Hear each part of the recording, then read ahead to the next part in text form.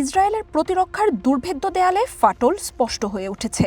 চতুর্দিক ঘিরে আক্রমণ ঠেকাতে ব্যর্থ হচ্ছে অত্যাধুনিক সব আকাশ প্রতিরক্ষা।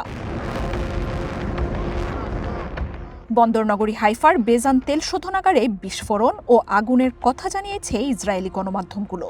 এর আগে গত সপ্তাহে একই স্থাপনায় হামলা চালিয়েছিল ইরানও। এছাড়াও ইসরায়েলের উত্তরাঞ্চলে নৌঘাঁটিতেও অত্যাধুনিক মিসাইল ব্যারেজ ছোড়া হয়েছে বলে জানিয়েছে হিজবুল্লাহ।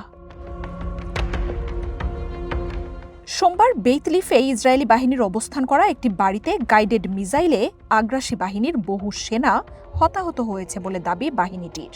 ইরান ও হিজবুল্লাহর যৌথ হামলার শিকার হয়েছে মালিকিয়া, কিরায়াত সোমনা, আভিভিমের মতো অঞ্চলগুলো। লাইফে কোনো কিছুর গ্যারান্টি নাই, তাই ইন্স্যুরেন্স করুন সিটি ব্যাংকে, কারণ ইন্স্যুরেন্স করলে সিটিতে সুরক্ষা পাবেন নিশ্চিন্তে।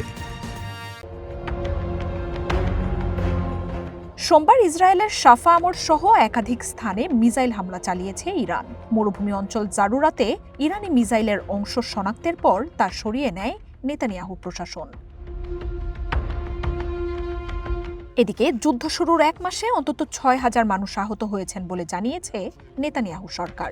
গেল ২৪ ঘণ্টাতেই ২৩২ জনের হতাহতের ঘটনা ঘটেছে। সাধারণ মানুষের বাইরে যুদ্ধে ২৬১ সেনা আহত হয়েছে। শুধু লেবাননের দক্ষিণাঞ্চলে হিজবুল্লাহর সাথে সংঘাতেই এ পর্যন্ত ৬ সেনা নিহতের কথা নিশ্চিত করেছে ইসরায়েল। ২৪ ঘণ্টায় নতুন করে ৫টি মিসাইল শনাক্ত করেছে জর্ডান, নিষ্ক্রিয় করেছে একটি ড্রোনও। ধ্বংসাবশেষ পড়ে আহত হয়েছেন একজন। কয়েক ঘণ্টায় ৫টি ড্রোন ধ্বংস করেছে সৌদি আরব। নতুন করে ৫টি ড্রোন হামলা ঠেকানোর কথা জানিয়েছে কুয়েত। এদিকে কুয়েতের পানি বিশুদ্ধকরণ কেন্দ্রে হামলার কথা অস্বীকার করেছে ইরান। তেহরানের দাবি, কুয়েতের অবকাঠামোতে এই হামলার জন্য ইসরায়েল দায়ী। হামলার শিকার হয়েছে বাহরাইনও। ২৪ ঘণ্টায় ৭টি ড্রোন হামলা ঠেকানো হয়েছে বলে জানিয়েছে দেশটি। বেড়ে চলা সংঘাতে হামলার শিকার হয়েছে ইরাকের মোহাম্মদ আলা বিমান ঘাঁটি। দেশটির একটি যুদ্ধ বিমান ধ্বংস হলেও বিস্তারিত ক্ষয়ক্ষতির কথা জানায়নি বাগদাদ।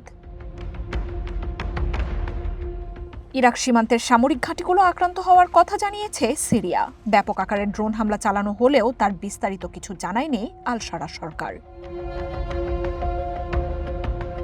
এদিকে যুদ্ধের নতুন ফ্রন্ট হুথির যোগ দেয়া নিয়ে এখন তোলপাড় চলছে আন্তর্জাতিক অঙ্গনে। বাহিনীটি এখনও বড় ধরনের আক্রমণ না চালালেও দ্বিতীয় দফা হামলায় সংঘাতে যোগ দেয়া নিশ্চিত করে রেখেছে। লোহিত সাগরের গুরুত্বপূর্ণ বাবেল মানদেব প্রণালী বন্ধের জোরালো শঙ্কায় তাই তেলের দাম বাড়ছে লাফিয়ে। মার্জিয়া উপমা, ওয়ান ইন্টারন্যাশনাল ডেস্ক।